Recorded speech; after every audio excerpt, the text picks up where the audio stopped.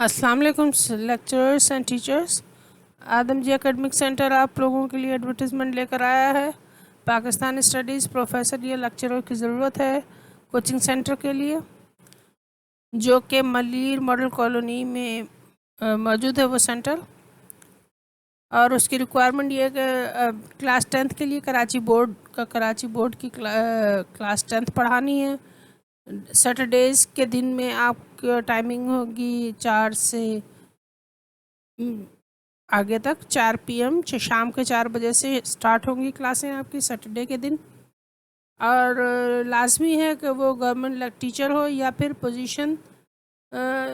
Posting के लिए वो इंतज़ार कर रहा हो, वो भी एलिजिबल है। वो लेक्चरर भी एलिजिबल है जिसने कमीशन पास किया हुआ है, लेकिन अभी पोस्टिंग नहीं हुई है।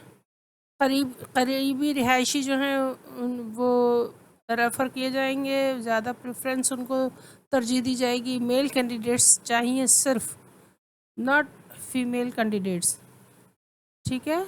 और कॉन्टैक्ट नंबर है 0331 0204486।